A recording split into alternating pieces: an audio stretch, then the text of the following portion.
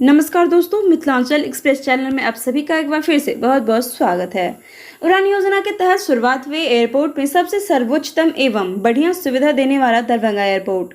अचानक से ऐसा यहाँ पे क्या होता है जिससे यहाँ की फ्लाइट की संख्या कम होती है, यात्रियों की संख्या में कमी देखने को मिलती है। लेकिन अगर किराए की बात करें तो इसमें जोरदार बढ़ोतरी देखने को मिल रही है। जब दरभंगा एयरपोर्ट की शुरुआत हुई तभी से मिथिलांचल के लोगों के लिए ये दरभंगा एयरपोर्ट वरदान साबित हुआ। दूर प्रदेशों में रहने वाले अब सीधे अपने घर दरभंगा आने की सुविधा मिले उन्हें, और इसके साथ ही पहले पटना एयरपोर्ट पर उतरना पड़ता था, फिर सड़क के माध्यम से अपने घर तक पहुंच सकते थे।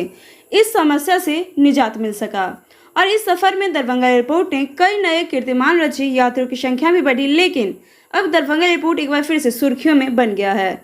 इसका सबसे बड़ा कारण यहाँ पे ये है कि यात्रियों की संख्या का कम होना और किराए में बढ़ोतरी होना।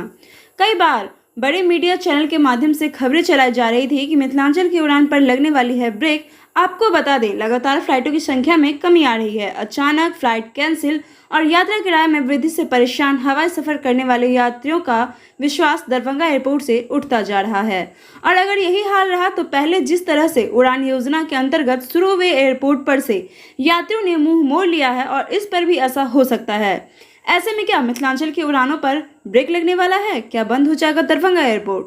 जी हाँ दोस्तों, आगे बताते हैं। जरूरत है इस पर सोच विचार करने की, ताकि ये जो वरदान दरभंगा वासियों को मिला है वो बेकार न जाने पाए। लगातार मिथिलांचल एक्सप्रेस अपनी खबर में जिक्र करते आ रहा है दरभंगा एयरपोर्ट की किराए की बढ़ोतरी को लेकर और यहाँ की सुविधा को लेकर।